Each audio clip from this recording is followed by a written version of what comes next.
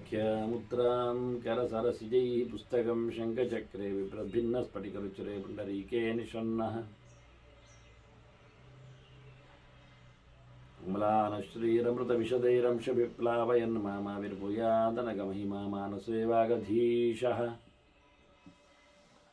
नमस्ते प्राणेश प्रणतविभवायामनिमगाः नमस्वामिन् रामप्रियतमनमन् गुरुगुण नमस्तुभ्यं भीमप्रभरतमकृष्णेष्ट भगवन्नमः श्रीमन्मध्वप्रदिश सुदृशन्नो जय जय श्रीगुरुभ्यो नमः नारायणं सुरगुरुं जगदेकनाथं भक्तप्रियं सकललोकनमस्कृतं च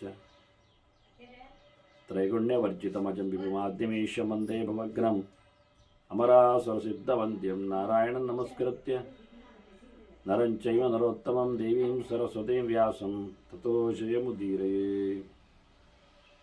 ವೇದವ್ಯಾಸರ ಮಹಾಭಾರತದ ಚಿಂತಕರಿಗೆ ವಂದನೆಗಳು. ಅನುಶಾಸನ ಪರ್ವದ 22ನೆಯ ಪ್ರವಚನ.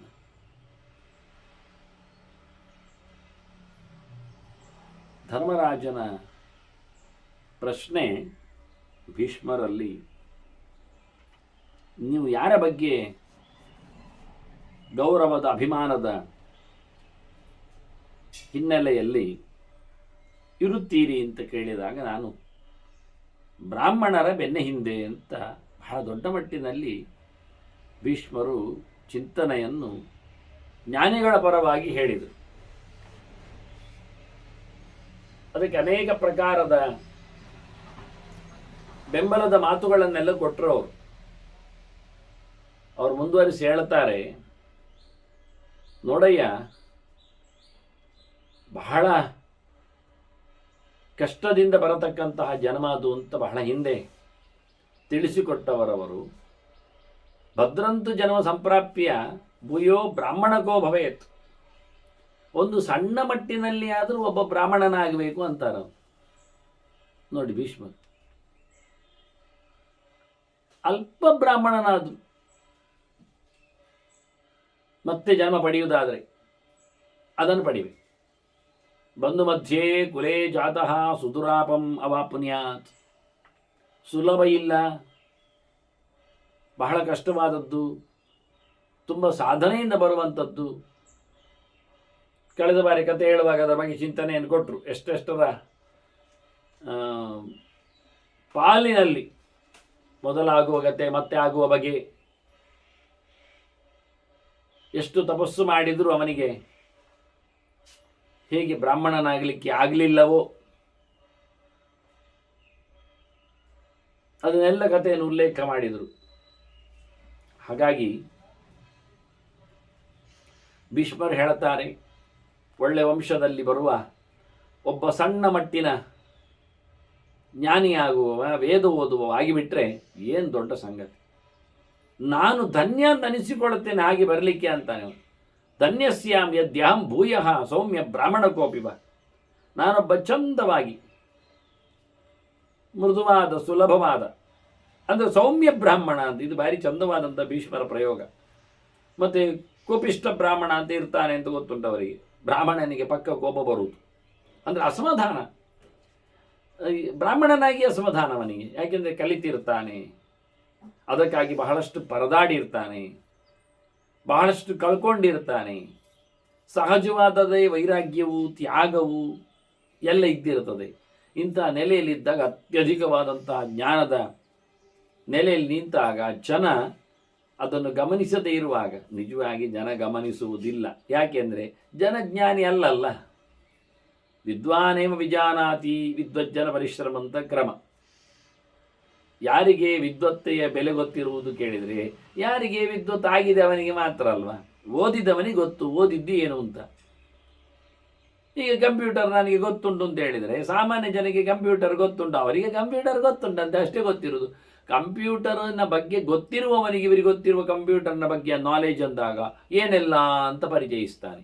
ಒಂದೊಂದೇ ಒಳಗೆ ಹೋಗಿ ಅದನ್ನು ವಕ್ಲಿಷನ್ ಮಾಡ್ತಾನೆ. ಆಗ ಎಷ್ಟರ ಮಟ್ಟಿಗೆ ಅವನ ನಾಲೆಜ್ ಆಗಿದೆ ಅಂತ ಅರ್ಥ ಆಗ್ತದೆ.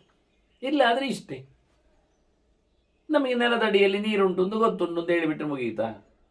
ಆದರೆ ನೆಲಗರ್ಭವನ್ನು ನೋಡುವ ಪರೀಕ್ಷೆ ಮಾಡುವ ಭೂವಿಜ್ಞಾನಿಗಳಿಗೆ ಅದರ ನೀರಿನ ಸೋರ್ಸಿನ ಬಗ್ಗೆ ಗೊತ್ತಿರುವ ಕತೆ ನಮಗೊತ್ತುಂಟ. ನೆಗಾಡ್ತಾರೆ ಅವರಾಗಿ ಹೇಳಿದ ತಕ್ಷಣ. ಅದರಲ್ಲೇ ಕೂತವರಿಗೆ ಆ ವಿಜ್ಞಾನದಲ್ಲಿ ಹೆಚ್ಚು ಅವರಲ್ಲಿ ಉಪಕರಣಗಳೇನು, ಗುಣಲಕ್ಷಣಗಳೇನು, ಅವರಲ್ಲಿರ್ತಕ್ಕಂಥ ಒಂದು ಅದ್ಭುತವಾದಂಥ ಎಕ್ಸ್ಪೀರಿಯನ್ಸ್ಗಳು, ಅಲ್ಲಲ್ಲಿ ಹೋಗಿ ಹೋಗಿ ನೋಡಿದ್ದು. ನಮಗೆ ಎಲ್ಲಿಯಾದರೂ ಮಣ್ಣು ಅಕ್ಕಿ ಗೊತ್ತುಂಟ? 10-20 ಅಡಿ ನೆಲ ಗಳೆದು ಗೊತ್ತುಂಟ?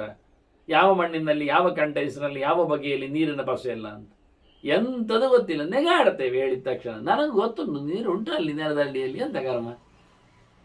ಹೀಗೆ ಹೋಗಲಿ, ನೀರು ಇರ್ತದೆ, ಇರಬೇಕು, ಹೇಳ್ಬೋ. ಹಾಗಾದರೆ ಖನಿಜ ನಿಕ್ಷೇಪಗಳ ಬಗ್ಗೆ ಹೇಳಿ ನೋಡುವ. ಇಲ್ಲಿ ಎಷ್ಟು ಆಳದಲ್ಲಿ ಬಂಗಾರದ ಅಂಶಗಳ ಮಣ್ಣಿವೆ, ಇಲ್ಲಿ ಎಷ್ಟು ಆಳದಲ್ಲಿ ತಾಮ್ರದ ಪಸೆ ಇದೆ, ಎಲ್ಲ ಹೇಳಿ ನೋಡುವ.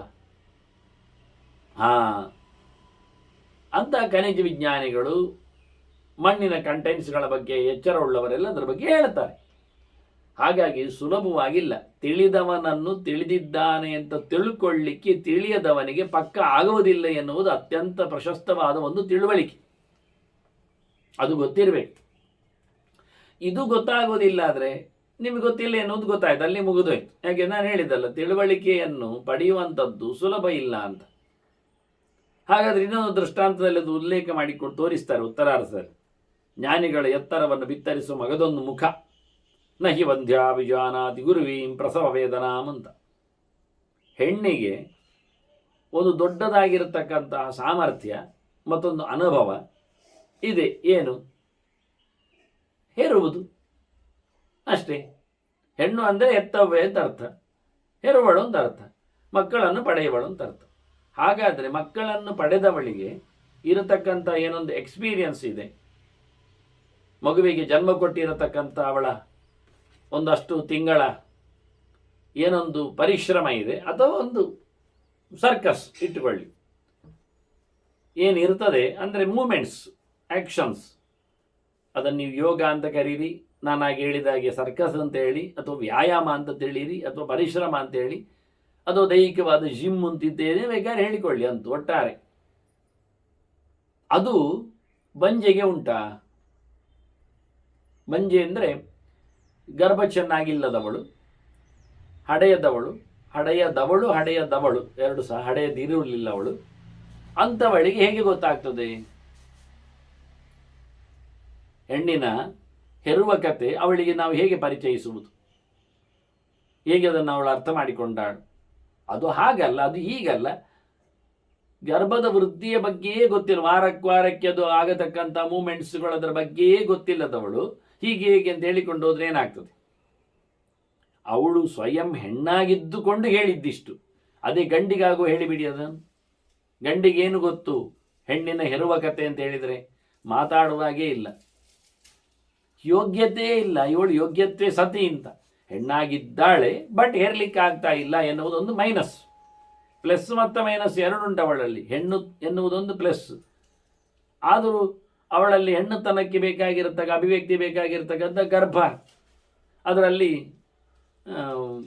ಆಗಲಿಕ್ಕಿಲ್ಲ, ಫಲಿತ ಆಗ್ತಾ ಇಲ್ಲ ಅನ್ನೋ ನೆಲೆಯಲ್ಲಿ ನೋಡಿಕೊಂಡಾಗ ಗಂಡಿಗೆ ಯೋಗ್ಯತ್ವೇ ಸತ್ಯೇ ಇಲ್ಲ. ಅವನು ಹೆಣ್ಣೇ ಅಲ್ಲ, ಮತ್ತೆ ಹೆರುವುದಿಲ್ಲ. ಹಾಗಾಗಿ ಅವನಿಗೆ ಹೆರುವ ಕತೆ ಹೇಳುವುದೇನು? ಒಬ್ಬರು ಗಂಡು ಕೂತ್ಕೊಂಡು 1 ಗಂಟೆ ನಾನು ಹೆರಿಗೆಯ ಬಗ್ಗೆ ಹೇಳುತ್ತೇನೆ ಅಂತ ಹೇಳಿದರೆ ಏನಿದ್ರು ತಂತ್ರಾಂಶಗಳ ಬಗ್ಗೆ ಹೇಳಿಯಾನ, ಅವನು ನೋಡಿಕೊಂಡು ಅಬ್ಸರ್ವೇಷನ್ಗಳ ಬಗ್ಗೆ ಹೇಳಿಯಾನ. ಹೆತ್ತು ಅಂತೂ ಹೇಳುವುದೇ ಇಲ್ಲವ, ಅದಂತ ಅವನಿಗೆ ಆಗುವುದಿಲ್ಲ. ಸ್ವಯಂ ಅನುಭವದಿಂದ ಬರತಕ್ಕ ಮಾತುಗಳು ಅಲ್ಲ. ಆದ್ದರಿಂದ ತಿಳುವಳಿಕೆಯನ್ನು ತುಂಬಿದ್ದ ಜ್ಞಾನಿಗಳ ಬಗ್ಗೆ ಅವರಿಗೆ ಇತರರಲ್ಲಿ ಇರತಕ್ಕಂಥ ಅಸಡ್ಡೆ, ತಾತ್ಸಾರ, ತಿರಸ್ಕಾರ, ಬೂಟಾಟಿಕೆ ಇವನ್ನೆಲ್ಲ ಕಂಡಾಗ ಅವರಿಗೆ ಸಿಟ್ಟು ಬರುವುದು ಜಾಸ್ತಿ. ಇದು ಮಾಮೂಲಿ, ಮತ್ತೆಂತ ಮಾಡುವುದಿಲ್ಲ.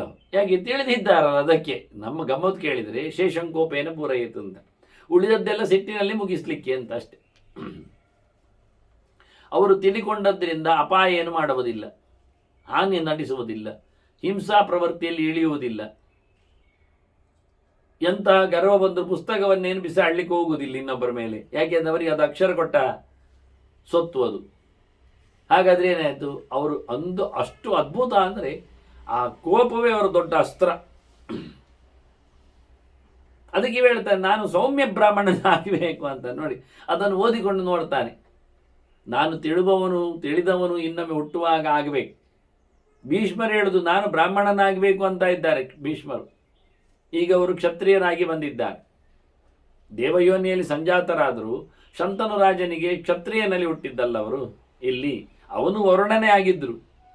ಹಾಗಾಗಿ ಅವರು ಹೇಳಿದ್ರು ನಾನು ಮತ್ತೆ ಸಣ್ಣ ಬ್ರಾಹ್ಮಣನಾದರೂ ಸೌಮ್ಯ ಬ್ರಾಹ್ಮಣನಾದರೂ ಆಗಬೇಕಲ್ಲ. ಕುಲೇ ಜಾತಃ ಧರ್ಮಗತಿ ತಪೋ ವಿದ್ಯಾ ಪರಾಯಣ. ಖಾಲಿ ಹುಟ್ಟುವುದರಲ್ಲೇ ಮಾತ್ರ ಅಲ್ಲ ಗುಟ್ಟು, ಬ್ರಾಹ್ಮಣ ವಂಶದಲ್ಲಿ ಬಂದಿದ್ದಾನೆ, ಆದರೆ ಪ್ರಯೋಜನ ಆಗಲಿಲ್ಲ. ಬ್ರಾಹ್ಮಣ್ಯ ಉಳಿಯುವುದಿಲ್ಲ, ಬ್ರಾಹ್ಮಣ್ಯ ಬೆಳೆಯುವುದಿಲ್ಲ. ಅದಕ್ಕೇನು ಮಾಡಬೇಕು? ಅದನ್ನು ಊರ್ಜಿತಗೊಳಿಸಬೇಕು. ಅದು ಹೇಗೆ ಕೇಳಿದರೆ, ಮೊದಲಾಗಿ ಬ್ರಾಹ್ಮಣನಲ್ಲಿ ಇರಬೇಕಾಗಿರತಕ್ಕಂಥ ದೊಡ್ಡ ಕ್ವಾಲಿಫಿಕೇಶನ್ ಆಚರಣೆ, ಧರ್ಮಗತಿ.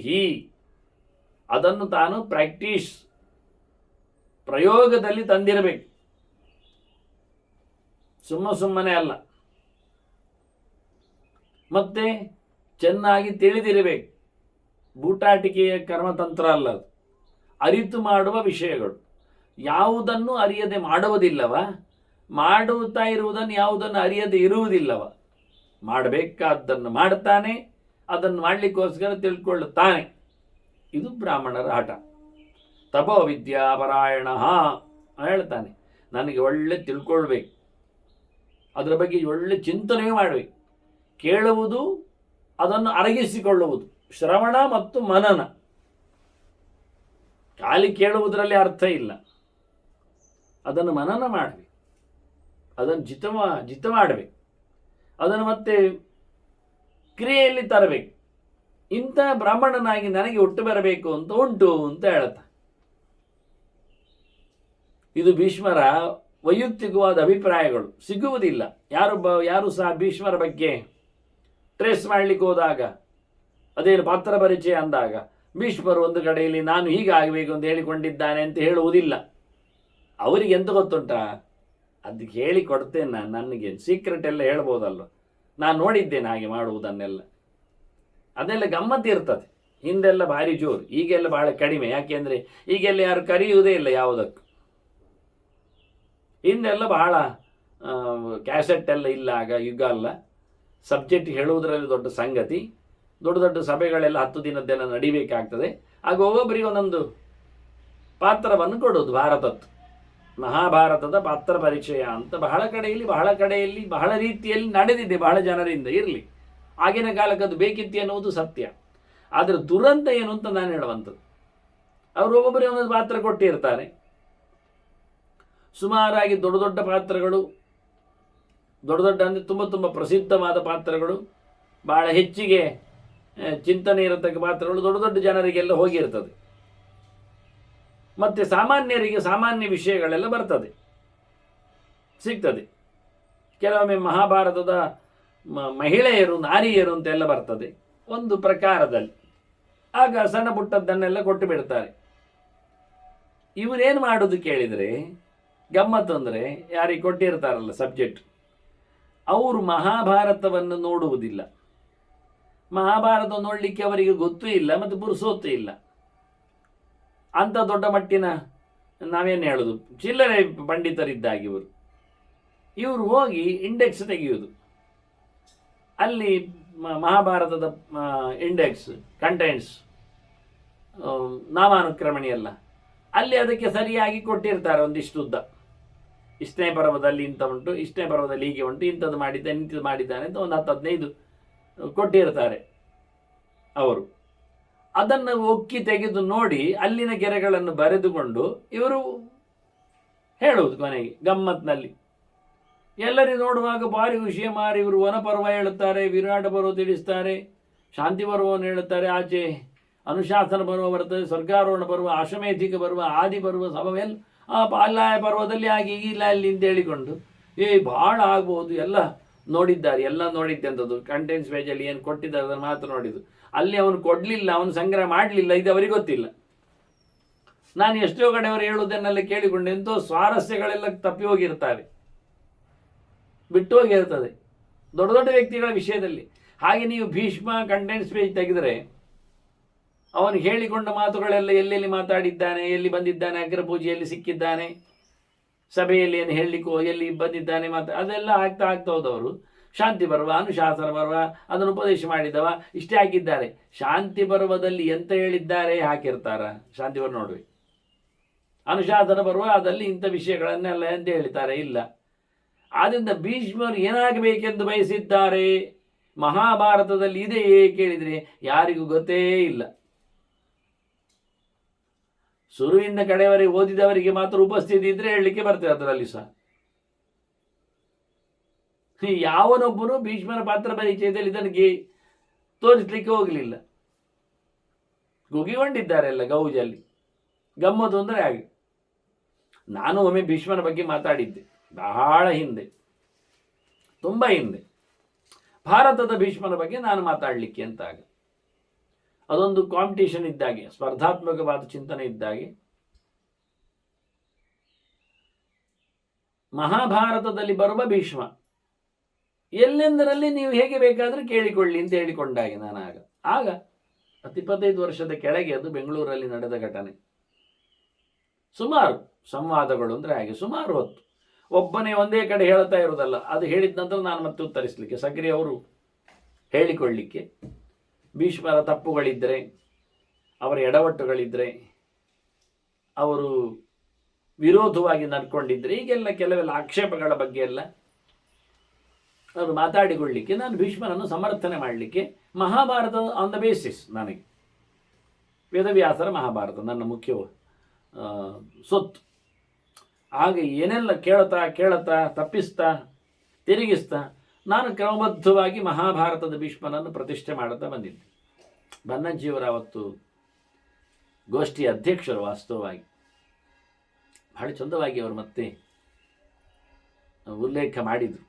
ಎಷ್ಟೋ ಆಕ್ಷೇಪಗಳನ್ನೆಲ್ಲ ಎತ್ತಿಕೊಂಡಾಗ ಹೇಳಿಕೊಂಡಾಗ ಸಮರ್ಥವಾಗಿ ಭೀಷ್ಮನನ್ನು ಪರಿಚಯಿಸಿದ ಹಿನ್ನೆಲೆಯಲ್ಲಿ, ಹಾಗೆ ಭೀಷ್ಮ ಇಲ್ಲಿ ಬಹಳ ಚಂದವಾಗಿ ತಾನು ಯಾರಾಗಬೇಕು ಅಂತ ಬಯಸುವ ಮಾತು ಉಂಟಲ್ಲ, ಇದೊಂದು ಭೀಷ್ಮರ ಬಾಳಿನಲ್ಲಿ ಬಹಳ ದೊಡ್ಡದಾಗಿರತಕ್ಕಂಥ ಒಂದು ಮೆಸೇಜ್. ಮತ್ತೆಲ್ಲ ಮಾತುಗಳಿಗಿಂತಲೂ ನಾನೇನಾಗಬೇಕು ಅಂತ ಭೀಷ್ಮರು ಎಲ್ಲಿ ಹೇಳುತ್ತಾರೆ, ಹೇಗೆ ಹೇಳುತ್ತಾರೆ ನೋಡಿ, ಎಷ್ಟು ಚೆನ್ನಾಗಿ ಹೇಳುತ್ತಾರೆ. ಇನ್ನೂ ಒಂದು ಮಾತು ಹೇಳ್ತಾರೆ ಅವರು, ನನಗೆ ನೀನು ತುಂಬ ಇಷ್ಟ ಅಂತ ಧರ್ಮರಾಜನನ್ನು. ನಮೇ ಮತ್ತ ಪ್ರಿಯತರಹ ಲೋಕೇಸ್ಮಿನ್ ಪಾಂಡುನಂದನ, ನಮೇ ತೊತ್ತ ಪ್ರಿಯತರಹ, ನಿನ್ನನ್ನು ಬಿಟ್ಟು ನನಗೆ ಯಾರು ಇಷ್ಟ ಆಗಲಿಲ್ಲ. ನೋಡಿ ಧರ್ಮರಾಜನ ಮೇಲೆ ಎಷ್ಟು ಪ್ರೀತಿ ಅವರಿಗೆ. ಆಗ ದುರ್ಯೋಧನಿಗೆ ಹೇಳಲಿಲ್ಲ ಅವರು ನೀನು ನನಗಿಷ್ಟ ಅಂತ, ಧೃತರಾಷ್ಟ್ರನ ಹೇಳಲಿಲ್ಲ, ವಿದುರ ಇಷ್ಟ ಆಗಿದ್ರು ವಿದುರನಿಗೆ ಹೇಳಲಿಲ್ಲ ಅವರು. ವಿದುರನ್ನೇ ಮತ್ತೊಂದು ಪಾತ್ರ ಧರ್ಮರಾಜ ತುಂಬ ಇಷ್ಟ ಭೀಷ್ಮರಿಗೆ. ಧರ್ಮರಾಜ, ಭೀಮ, ಅವರ ಮತ್ತೊಂದು ಮಾತು ಮಮ ಪ್ರಾಣಾಹಿ ಪಾಂಡವಾಹ ಅಂತ. ಇದಕ್ಕೆ ವಿರೋಧ ಮಾತೇ ಇಲ್ಲ. ಇಬ್ಬರೇ ಹೇಳಿದ್ದು ಈ ಗೆರೆಗಳನ್ನು, ಮಮ ಪ್ರಾಣಾಹಿ ಪಾಂಡವಾಹ ಅಂತ ಮಹಾಭಾರತದಲ್ಲಿ. ಪಾಂಡವರು ನನ್ನ ಪ್ರಾಣರು, ಪಂಚಪ್ರಾಣರು, ಪಂಚಪಾಂಡವರು ಅಂದರೆ ನನ್ನ ಉಸಿರು, ನನ್ನ ಜೀವ ಅಂದದ್ದು ಒಬ್ಬ ಕೃಷ್ಣ, ಮತ್ತೊಂದು ಭೀಷ್ಮ. ಕೃಷ್ಣ ಹೇಳಿಯೇ ಹೇಳುತ್ತಾನೆ. ಹಾಗೆ ಇದ್ದರು ಪಾಂಡವರು ಕೃಷ್ಣನೊಟ್ಟಿಗೆ. ಭೀಷ್ಮನೊಟ್ಟಿಗೆ ಇದ್ದಿರಲಿಲ್ಲ, ಆದರೆ ಭೀಷ್ಮರು ಒಟ್ಟಿಗೆ ಇರಲಿಲ್ಲ. ಎಷ್ಟೋ ಸಂದರ್ಭದಲ್ಲಿ ಭೀಷ್ಮರನ್ನೇ ಪ್ರಶ್ನಿಸುವಂತೆ ಪಾಂಡವರಿದ್ದರು, ಅದು ಭೀಷ್ಮನಿಗೆ ಗೊತ್ತಿತ್ತು. ಆದರೂ ಭೀಷ್ಮರನ್ನು ಪೂರ್ತಿಯಾಗಿ ಹಚ್ಚಿಕೊಂಡವರು ಪಾಂಡವರು. ದೂರದಲ್ಲಿದ್ದರೂ ಅದು ಸಹಜವಾದ ಗುಣದ ನಂಟು. ಗುಣಕ್ಕೆ ಮತ್ಸರಿಗಳು ಮನುಷ್ಯರು, ಒಳ್ಳೆಯವರು ಅಂದರೆ ಹಾಗೆ. ಎಲ್ಲಿ ವಿರೋಧ ಪಕ್ಷದಲ್ಲಿದ್ದರೂ ಗುಣ ಒಳ್ಳೆಯದಿದ್ದರೆ ಏನು ಮನ್ನಣೆ ನೋಡಿ. ದುರ್ಯೋಧನನ ಸೇನಾಪತಿ ಹೇಳಿಕೊಂಡವರನ್ನು ವಿರೋಧಿಸ್ತಾರ? ಏನಿಲ್ಲ. ಏನು ಧರ್ಮರಾಜ ಅದ್ಭುತ ಹೋರಾಟದ ಅಂಗಳದಲ್ಲಿ ಆರಂಭದಲ್ಲಿ ಹೋಗಿ ಸುತ್ತ ಪ್ರದಕ್ಷಿಣೆ ಬಂದು ನಮಿಸಿಕೊಂಡು, ಭೀಷ್ಮರೇ, ಅಜ್ಜರೇ, ಪಿತಾಮಹರೇ, ನನಗೆ ಗೆಲುವಾಗಲಿ ಅಂತ ಆಶೀರ್ವಾದ ಮಾಡಿ ಅಂದ. ಡನ್. ಏನು ಹೇಳಿದರು ಭೀಷ್ಮರು? ಹೋರಾಡು, ನಿನಗೆ ಜಯ. ನೀನೊಂದೊಮ್ಮೆ ಬಂದು ನನ್ನ ಹತ್ರ ಆಶೀರ್ವಾದ ತಗೊಂಡದೇ ಹೋಗಿದ್ರೆ ನನಗೆ ಬೇಸರ ಆಗ್ತಿತ್ತು, ನಾನು ಶಪಿಸ್ತಿದ್ದೆ. ಇದು ಧರ್ಮರಾಜ, ಇದು ಭೀಷ್ಮರ ಧರ್ಮರಾಜ. ಇಲ್ಲಿ ಭೀಷ್ಮರು ಉತ್ತರ ಕೊಡ್ತಾರೆ ನೋಡಿ. 18 ದಿನದ ಆರೈಕೆ ಮುಗಿದಿದೆ, ಇನ್ನು ತಿಂಗಳುಗಟ್ಟಲೆ ಉಪದೇಶವು ಕಳೆದಿದೆ. ಮತ್ತು ಧರ್ಮರಾಜ ಕೇಳ್ತಾನೆ ಇದ್ದಾನಂದಾಗ ಭೀಷ್ಮರಿಗೆ ಎಷ್ಟು ಇಷ್ಟ ಆಗಲಿಲ್ಲ. ವಾರಣಾವತದಲ್ಲಿ ಸುಟ್ಟು ಹೋದರು ಹೇಳುವಾಗಲೇ ಭೀಷ್ಮರು ಅಷ್ಟು ಎಳೆವೆಯಲ್ಲಿಯೇ ನನ್ನ ಪ್ರಾಣರು ಪಾಂಡವರು ಅಂತ ಹೇಳಿದವರು. ಅಶ್ರದ್ಧೇಯಮಿದಂ ಅಂತಾರವರು. ನನಗೆ ಇದು ಒಪ್ಪಿಗೆ ಆಗ್ತಾ ಇಲ್ಲ, ನಾನು ಒಪ್ಪುವಂತೆ ಇಲ್ಲ, ನಾನು ನಂಬುವಂತೆ ಇಲ್ಲ ಪಾಂಡವರು ಸತ್ತಿದ್ದಾರೆ ಎನ್ನುವುದನ್ನು ಹೇಳ್ತಾರೆ. ನನಗೆ ಖಂಡಿತವಾಗಿಯೂ ನಂಬಿಕೆ ಬರ್ತಾ ಇಲ್ಲ ಅಂತ. ಆಗಲೇ ಮೆಲ್ಲ ಮತ್ತೆ ವಿದುರ ಹೇಳುತ್ತಾನೆ, ನಿಮ್ಮ ನಂಬಿಕೆ ಸರಿ ಇದೆ, ಪಾಂಡವರು ಸಾಯಲಿಲ್ಲ ಅಂತ ವ್ಯವಸ್ಥೆ ಮಾಡಿದ್ದೇನೆ, ಸುಮ್ಮನೆ ತರ್ಪಣ ಕೊಡಿ ಅಂತ. ಅವರು ಬೇಸರದಲ್ಲಿ ಅಶ್ರು ತರ್ಪಣ ಕೊಡಬಾರದು ಅಂತ ವಿದುರ ಕಿವಿಯಲ್ಲಿ ಮೆಲ್ಲ ಹೇಳಿಕೊಂಡ. ಅದು ಹರ್ಷ ತರ್ಪಣ ಆಯಿತು. ಆಗ ಖುಷಿಯಲ್ಲಿ ತರ್ಪಣ ಕೊಟ್ಟರು ಅವರು ಸಹ. ನೋಡಿದು ಭೀಷ್ಮ ಈಗ ಹೇಳುತ್ತಾರೆ, ನಮೇ ತ್ವತ್ತ ಪ್ರಿಯತರಹ ಲೋಕೇಸ್ಮಿನ್ ಪಾಂಡುನಂದನ, ನನಗೆ ನೀನು ತುಂಬ ಇಷ್ಟ ಧರ್ಮರಾಜ. ಮತ್ತು ಮುಂದುವರಿಸಲಿಯ, ತ್ವತ್ತಶ್ಚಾಪಿ ಪ್ರಿಯತರ ಬ್ರಾಹ್ಮಣ ಏವ ಭಾರತ.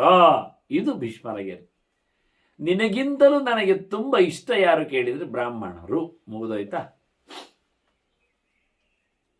ಎಲ್ಲಿದ್ದಾರೆ ಬ್ರಾಹ್ಮಣರು ಅಂತ ನೋಡಿ, ಭೀಷ್ಮರ ಬಾಯಲ್ಲಿ ಕೇಳಿ. ಆದರೆ ನಾವು ಉಳಿಸಿಕೊಂಡೇವ ಬ್ರಾಹ್ಮಣ್ಯವನ್ನು? ಉಳಿಸಿಕೊಳ್ಳುತ್ತೇವೆಯಾ? ಉಳಿದಿದೆಯೇ? ಎಲ್ಲಿದೆ ಬ್ರಾಹ್ಮಣ? ಯಾರವನು ಬ್ರಾಹ್ಮಣ? ಸಣ್ಣ ಅರ್ಥದಲ್ಲಿ ಆದರೂ ಹೌದಾ? ಬ್ರಹ್ಮ ಅಂದರೆ ಭಗವಂತ, ನಾರಾಯಣ. ನಾರಾಯಣಂ ಪರಂ ಬ್ರಹ್ಮ ತತ್ವನಾರಾಯಣ ಪರಃ. ಬ್ರಹ್ಮ ಅಂದರೆ ವೇದ, ವೇದವೇ ಹೇಳ್ತದೆ ಯಾರು ಬ್ರಹ್ಮ ಅಂತ. ಎಲ್ಲರನ್ನು ಬ್ರಹ್ಮ ಹೇಳಲಿಲ್ಲ, ಹೇಳುವಲ್ಲಿ ಸ್ಪಷ್ಟವಾಗಿ ನಾರಾಯಣ ವಿಧಿರ್ಜಾತೋ ಜಾತೋ ನಾರಾಯಣಾಧರಃ, ಜಾತೋ ನಾರಾಯಣಾದಿಂದ್ರೋ ಅಂತ ಸ್ಪಷ್ಟವಾಗಿ ಯಾರಿಂದ ಯಾರು ಸೃಷ್ಟಿಗೊಂಡದ್ದು ಎನ್ನುವುದನ್ನೆಲ್ಲ ತಿಳಿಸಿದೆ. ಅದರಿಂದ ಬ್ರಾಹ್ಮಣ ಅಂದರೆ ವೇದದಲ್ಲಿ ದೇವರನ್ನು ತಿಳಿದವ, ಇಷ್ಟೇ ಸಾಕು ಸಣ್ಣ ಲೆಕ್ಕದಲ್ಲಿ. ವಿಪ್ರ ಅಂದರೂ ಅದುವೇ ಅದೇ. ವಿ ಅಂದರೆ ವಿಷ್ಣು, ಅವನನ್ನು ಪರ ಉತ್ತಮ ಅಂತ ಒಪ್ಪಿಕೊಂಡವ, ನೋಡಿಕೊಂಡವ, ತಿಳಿದು ಬಿಟ್ಟವ.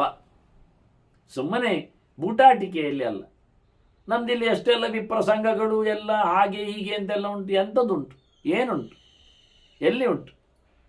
ವೇದ ತಿಳಿದವ ಅಲ್ಲ ಅಂತ ಹೇಳಿಕೊಡುವ ಯಾವನಾದರೂ ಒಬ್ಬ ವಿಪ್ರ ಇದ್ದಾನ?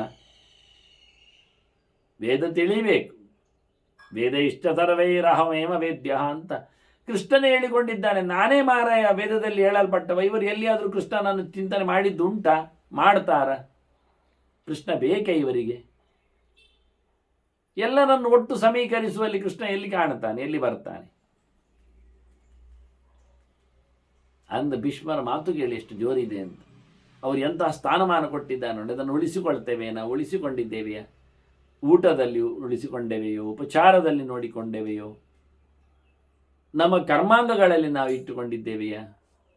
ಉಡುಗೆ ತೊಡುಗೆಗಳಲ್ಲಿ ಆದರೂ ಬಂದಿದೆಯಾ?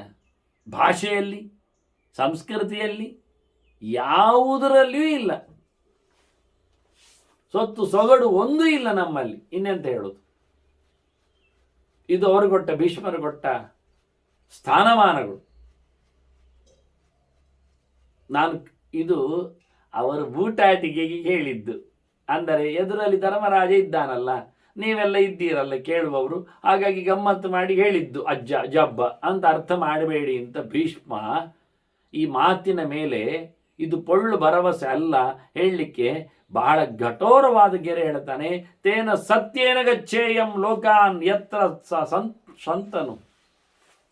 ನಾನು ಖಂಡಿತವಾಗಿಯೂ ಶಪಥ ಮಾಡಿ ಹೇಳುತ್ತಾ ಇದ್ದೇನೆ ಧರ್ಮರಾಜ, ನನಗೆ ನೀನು ಇಷ್ಟ, ಎಲ್ಲಕ್ಕಿಂತ ಮಿಗಿಲಾಗಿ ನಿನಗಿಂತ ಇನ್ನೂ ಮಿಗಿಲಾಗಿ ನನಗಿಷ್ಟ ಅಂದರೆ ಬ್ರಾಹ್ಮಣರು.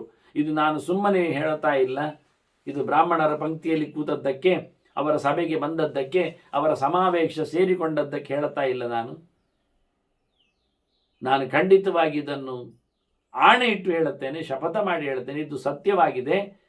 ಈ ನನ್ನ ಸತ್ಯದ ಮಾತಿನಿಂದಾಗಿ ನಾನು ನನ್ನ ಅಪ್ಪನಲ್ಲಿಗೆ ಪಿತೃಲೋಕಕ್ಕೆ ನನ್ನ ತಂದೆ ಶಂತನು ಹೋದ ಸದ್ಗತಿಯನ್ನು ನಾನು ಪಡಿತೆ. ಒಂದೊಮ್ಮೆ ನಾನು ಸುಳ್ಳು ಹೇಳಿದರೆ ಹಾಳಾಗಿ ಹೋಗಲಿ ಅನ್ನೋ ನೆಲೆಯಲ್ಲಿ ಇಂತಹ ಭರವಸೆಯ ಮಾತುಗಳನ್ನು ಹೇಳ್ತಾರೆ. ಮತ್ತು ಇದನ್ನು ಕ್ಲಾರಿಫಿಕೇಶನ್ ಕೊಡ್ತಾನೆ, ಬಿಡಿಸಿ ಹೇಳ್ತಾನೆ, ನಮೇ ಪಿತಾ ಪ್ರಿಯತರಃ ಬ್ರಾಹ್ಮಣೇಭ್ಯ. ಯುಧಿಷ್ಠಿರ, ನನಗೆ ನನ್ನ ಅಪ್ಪನೂ ಇಷ್ಟ ಇಲ್ಲ, ಬ್ರಾಹ್ಮಣರಿಗಿಂತ ಇಷ್ಟ ಅಲ್ಲ. ನಾನು ತಂದೆಗಿಂತ ಬ್ರಾಹ್ಮಣರನ್ನು ಹೆಚ್ಚು ಮೆಚ್ಚಿಕೊಳ್ಳುತ್ತೇನೆ. ಅವನಪ್ಪನಪ್ಪನಾಗಲಿ ನನಗೇನು, ಪ್ರತಿಪರಾಶ ಶಂತನುವಿನ ಹಿಂದೆ. ನಮೇ ಪಿತಾವಾಪಿ, ಇನ್ನೆಂತ ಹೇಳುವ, ನನ್ನ ಅಜ್ಜನೂ ನನಗೇನು ದೊಡ್ಡ ಸಂಗತಿ ಅಲ್ಲ ಬ್ರಾಹ್ಮಣರಿಗಿಂತ. ಯಾರು ಹೇಳುತ್ತಾರೆ ಮಾರೇರೆ? ತಂದೆ ತಾಯಿಗಳನ್ನೇ ಸಂಗತಿ ಅಲ್ಲ ಅಂತ ಹೇಳಿಕೊಳ್ಳುವ ಮೂಲಕ ಬ್ರಾಹ್ಮಣರಿಗೆ ಕೊಡತಕ್ಕ ಮನ್ನಣೆಯನ್ನು ಭೀಷ್ಮ ಎಷ್ಟು ಎತ್ತರದಲ್ಲಿ ಹೇಳ್ತಾನೆ. ಏಚಾನ್ಯೇಪಿ ಸುವರುಚ್ಚನ, ನನ್ನ ಯಾವೊಂದು ಮಿತ್ರವರ್ಗದವರಿರಲಿ ಅವರು ಯಾರನ್ನೂ ಸಹ ನಾನು ಅತ್ಯಂತ ಪ್ರಿಯರು ಅಂತ ಹೇಳುವುದಿಲ್ಲ, ನಮಸ್ಕಾರ ಯೋಗ್ಯರು ಹೇಳುವುದಿಲ್ಲ, ನನ್ನ ತಲೆಯಲ್ಲಿ ತುಂಬಿಕೊಂಡವರು ಹೇಳುವುದಿಲ್ಲ. ಆದ್ರಿಂದಲೇ ಕೃಷ್ಣನ ಬಗ್ಗೆ ಮಾತಾಡುವಾಗ ಭೀಷ್ಮರ ಗೆರೆ ಇನ್ನು ಮುಂದೆ ಬರ್ತದೆ, ನಾನು ಹೇಳಲಿಲ್ಲ ಅದನ್ನು. ನಮೋ ಬ್ರಹ್ಮಣ್ಯ ದೇವಾಯ ಗೋಬ್ರಾಹ್ಮಣ ಹಿತಾಯ ಚ, ಈ ಗೆರೆ ಸುಮಾರು ಬಾರಿ ಬರ್ತದೆ ಮಹಾಭಾರತದಲ್ಲಿ. ದೇವರು ಏನು? ಬ್ರಹ್ಮಣ್ಯ ದೇವ, ಬ್ರಾಹ್ಮಣರ ಅರಸ, ಬ್ರಾಹ್ಮಣರನ್ನು ಎತ್ತಿ ಇಟ್ಕೊಂಡು ತಿರುಗುವವ,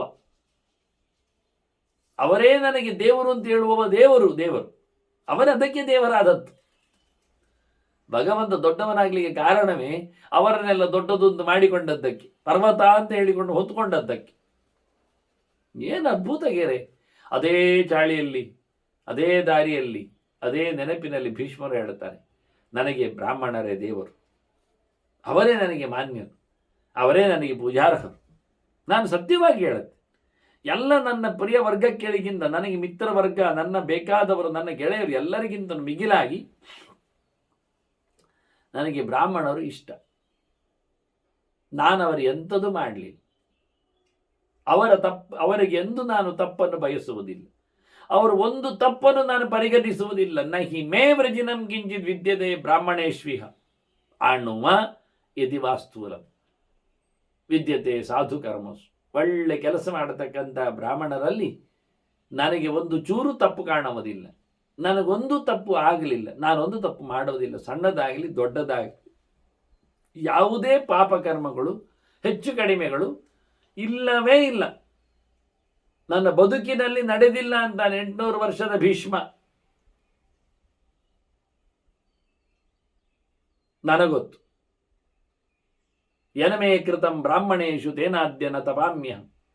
ನಾನು ಯಾವ ಪ್ರಕಾರದಲ್ಲಿಯೂ ಮಾತಿನಿಂದಾಗಲಿ, ಕೃತಿಯಿಂದಾಗಲಿ, ಮನಸ್ಸಿನಿಂದಾಗಲಿ, ತ್ರಿಕರಣಪೂರ್ವಕವಾಗಿ ಆದರೂ ನಾನು ಎಂದೂ ಸಹ ಪರಿತಪಿಸುವುದಿಲ್ಲ. ಬ್ರಾಹ್ಮಣರ ವಿರುದ್ಧ ನಡ್ಕೊಂಡಿದ್ದೇನೆ, ಮಾಡ್ಕೊಂಡಿರ್ಲಿಕ್ಕೆ ಆಗ್ತದೆ, ಆಗಿದೆ ಅನ್ನತಕ್ಕ ಪರಿಸ್ಥಿತಿ ಬಂದಿದೆ ಅಂತ ಇಲ್ಲವೇ ಇಲ್ಲ.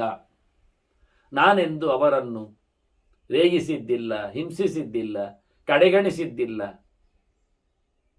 ಹಾಗಾಗಿ ನನಗೆ ಇದೇ ದೊಡ್ಡ ಸಂಗತಿ. ನನಗೆ ಹಾಗಾಗಿ ಜನರು ಏನು ಹೇಳ್ತಾರೆ ಗೊತ್ತಾ? ನನ್ನನ್ನು ಬ್ರಹ್ಮಣ್ಯ ಅಂತ ಕರೀತಾರೆ ಅಂತ. ನೋಡಿ, ಇವತ್ತನ್ನ ಹೆಸರನ್ನು ಹೇಳಿಕೊಂಡ ಭೀಷ್ಮ ಆಚಾರ್ಯ ಬ್ರಹ್ಮಣ್ಯ ಇತಿ ಮಾಂ ಆಹು ತಯಾವಾಚಾಸ್ಮಿ ತೋಷಿತ. ನನಗೆ ಅಷ್ಟು ಸಾಕು ಅಂತ. ನನಗೆ ಆಚಾರ್ಯ ಅಂತ ಬಿರುದು ಕೊಟ್ರಲ್ಲ ಜನ, ಯಾಕೆ ಕೊಟ್ರು? ಬ್ರಹ್ಮಣ್ಯ ಅಂತ ನನ್ನನ್ನು ಕರೀತಾರಲ್ಲ, ಸುಬ್ರಹ್ಮಣ್ಯ ಅಂದ್ರೆ ಅದು ಅರ್ಥ. ನನ್ನನ್ನು ಬ್ರಹ್ಮಣ್ಯ ಅಂತ ಕರೀತಾರೆ ಯಾಕೆ ಕೇಳಿದರೆ, ನಾನು ಯಾರಿಗೂ, ಜ್ಞಾನಿಗಳಿಗೆ ಯಾವ ಪ್ರಕಾರದಲ್ಲಿಯೂ ಎನಿತು ಉಪದ್ರವ ಮಾಡಲಿಲ್ಲ, ತೊಂದರೆ ಕೊಟ್ಟಿಲ್ಲ ಅಂತ. ಬ್ರಾಹ್ಮಣರಿಗೆ ಇಷ್ಟದವ, ಪ್ರಿಯನಾದವ, ಸಂಬಂಧಪಟ್ಟವ ಅನ್ನುವ ಅರ್ಥದಲ್ಲಿ ಇದನ್ನು ಕರೆದಿದ್ದಾರೆ. ಆಚಾರ್ಯ ಅಂದರೆ ಶಾಸ್ತ್ರಗಳನ್ನು ಎತ್ತಿಕೊಂಡವ, ಅದನ್ನು ತಿಳಿಸಿಕೊಡುವವ, ಅದನ್ನು ನಡೆಸಿ ಇಟ್ಟವ ಅಂತ. ಸುಮ್ಮನೆ ಹೊತ್ತಗೆಗಳನ್ನು ಹೊತ್ತುಕೊಳ್ಳುವುದರಲ್ಲಿ ದೊಡ್ಡ ಸಂಗತಿ ಅಲ್ಲ, ಹೊತ್ತುಕೊಂಡದ್ದನ್ನು ನಡೆಸಿಕೊಡುವುದರಲ್ಲಿ ಸಂಗತಿ ಇದೆ, ನಡೆಸಿಕೊಂಡದ್ದನ್ನು ತಿಳಿಸಿಕೊಡುವುದರಲ್ಲಿ ಸಂಗತಿ ಇದೆ. ಓದಬೇಕು, ನಡೆಸಬೇಕು, ನುಡಿಯಬೇಕು, ಆಗ ಮಾತ್ರ ಆಗುವಂಥದ್ದು ಕೆಲಸ. ಇಲ್ಲದಿದ್ದರೆ ಒನ್ ಸೈಡೆಡ್ ಆಗ್ತದೆ, ಪ್ರಯೋಜನ ಇಲ್ಲ ಆಗ್ತದೆ. ಇದು ಪೂರ್ಣವಾಗತಕ್ಕಂಥ ಕ್ರಮ. ಹಾಗಾಗಿ ನನ್ನನ್ನು ಹಾಗೆ ಗರುತಿಸಿದ್ದಾರೆ.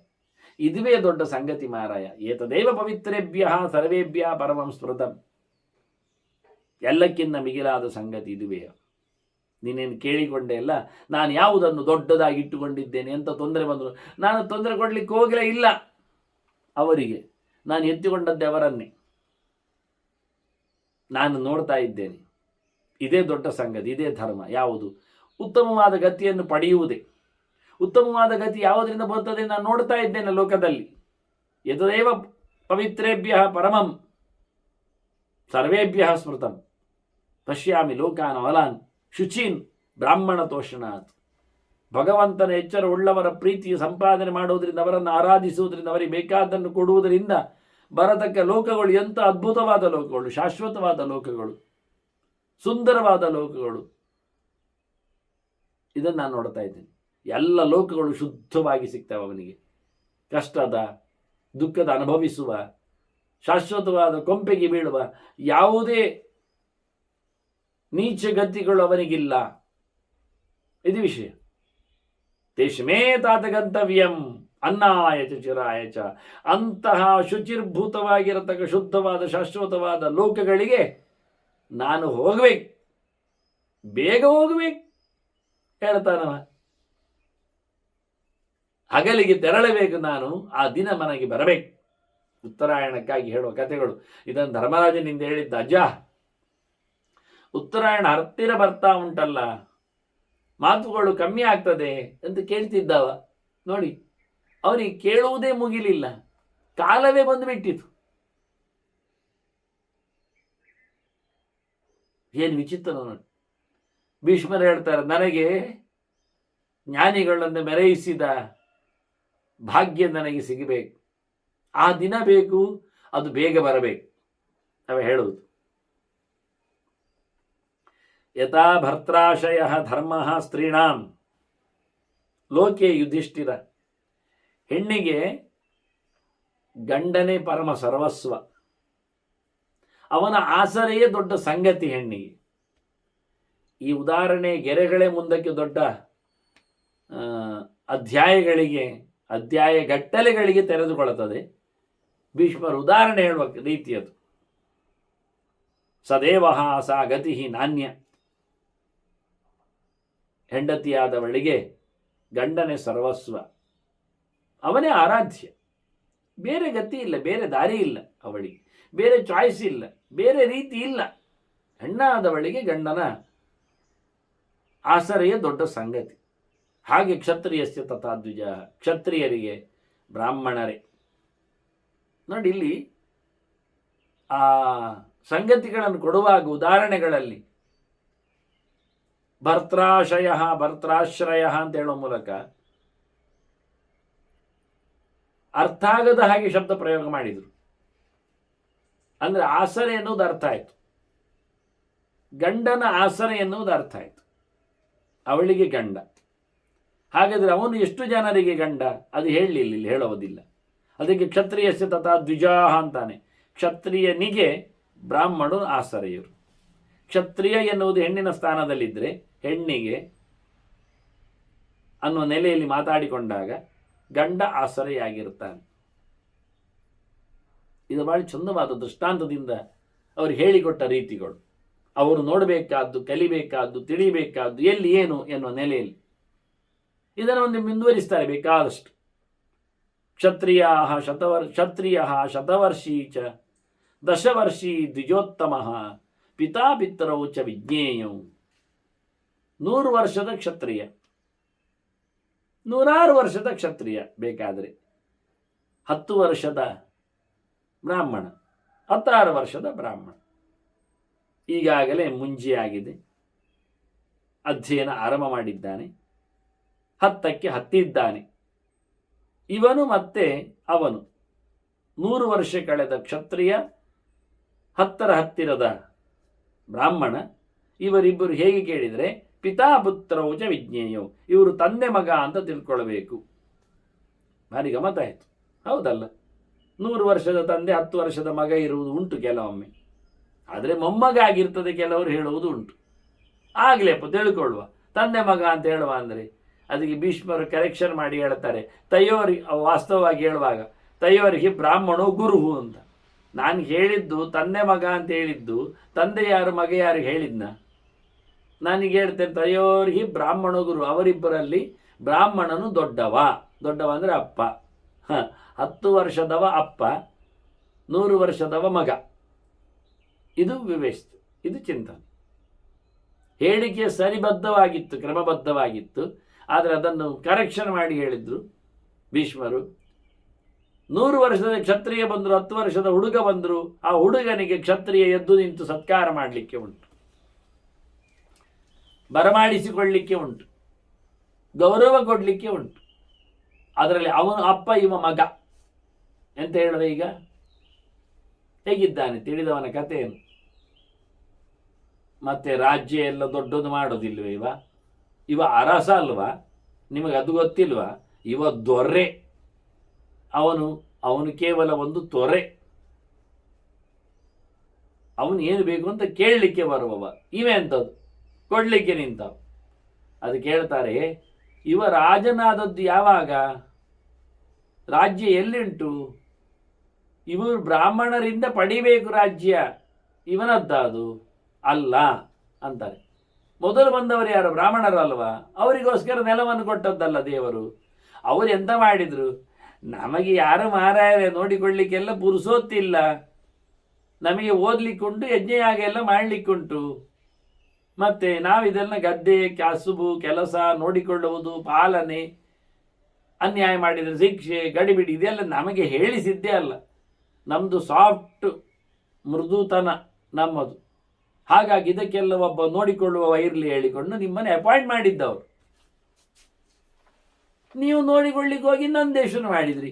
ರಾಜ್ಯ ನನ್ನದೇ, ನಾನು ಕೊಟ್ಟದ್ದು ತಿನ್ನಲಿಕ್ಕೆ ಉಂಟು, ಇದು ನನ್ನದು, ಹತ್ತಿರ ಬಂದರೆ ಹೊಡಿತೇನೆ ಅಂತ ಶುರು ಮಾಡಿದೆ ಇವ. ಇದು ಜಾಸ್ತಿ ಆಯಿತು, ಇದು ಏಕಾಧಿಪತ್ಯದ ಹಾಗೆ ಆಯ್ತಿದ್ದು. ಮತ್ತೆ ಇದು ಸೈನ್ಯ ಆಡಳಿತದಂತೆ ಆಯಿತು. ಸೈನ್ಯ ಕೊಟ್ಟದ್ದು ನಾವು ಉಪಯೋಗಿಸು, ಹೇಳುತ್ತೇನೆ ಬೇಕಾದಾಗ. ಇವ ಅದನ್ನು ತಿರುಗಿಸಿ ಹಿಡಿದದ್ದು. ನೀವು ಪಿನಿ ಮಾತಾಡಲಿಕ್ಕೆ ಬಂದರೆ ಮೊದಲು ನಿಮ್ಮನ್ನು ಉರುಳಿಸ್ತೇವೆ ಅಂತ ಅಲ್ಲಿ ಮುಗಿದೋಯ್ತು. ಎಷ್ಟೋ ಕಡೆಯಲ್ಲಿ ಹಾಗೇ ಆಗಿದೆ. ಪ್ರೆಸಿಡೆಂಟ್ಗಳನ್ನೆಲ್ಲ ಬದಿಗೆ ಹಾಕಿ ಸೈನ್ಯ ಆಡಳಿತವನ್ನು ಪಡೆದದ್ದು ಉಂಟು. ಅಕ್ಕಪಕ್ಕದಲ್ಲಿ ನಾವು ತಿಳ್ಕೊಂಡಿದ್ದೇವೆ ಅದನ್ನು. ಯಾಕೆ ಆಯಿತು ಹಾಗೆ? ಇದನ್ನೇ ಹೇಳಿದ್ದು. ಸೊತ್ತು ನಮ್ಮದಲ್ಲ, ರಾಜರದ್ದಲ್ಲ, ಇದು ಬ್ರಾಹ್ಮಣರದ್ದು ಸೊತ್ತು. ಅವರು ಬಿಟ್ಟು ಕೊಟ್ಟದ್ದು. ನಮಗೆಲ್ಲ ಈ ಎಲ್ಲ ಉಸಾಬರಿ ಬೇಡ. ಆಡಳಿತ ವ್ಯವಸ್ಥೆ, ತೋಳಿನ ಕೆಲಸ, ಕೃಷಿಯ ವ್ಯವಸ್ಥೆ, ಕಾಲಿನ ಕೆಲಸ, ಇವೆಲ್ಲ ನನಗಾಗುವಂಥದ್ದಲ್ಲ. ನಮಗೆ ಪುರುಸೋತ್ತೇ ಇಲ್ಲ. ನೀವು ಅದನ್ನು ಮಾಡಿಕೊಡಿ. ಆದ್ದರಿಂದಲೇ ವೈಶ್ಯರ ವ್ಯವಹಾರಗಳಲ್ಲಿ ಬ್ರಾಹ್ಮಣರಿಗೆ ಟ್ಯಾಕ್ಸ್ ಫ್ರೀ, ರಾಜರ ವ್ಯವಹಾರಗಳಲ್ಲಿ ಬ್ರಾಹ್ಮಣರಿಗೆ ಇಲ್ಲ.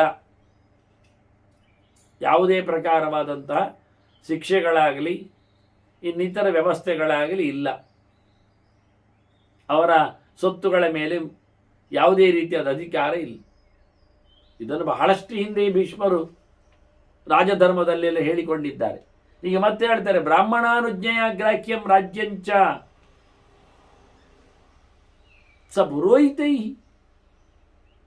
ರಾಜನಾದದ್ದು ರಾಜ್ಯವನ್ನು ಪಡೆಯುವುದು, ಸಿಂಹಾಸನ ಏರುವುದೆಲ್ಲ ಬ್ರಾಹ್ಮಣನ ಅನುಜ್ಞೆಯಿಂದ.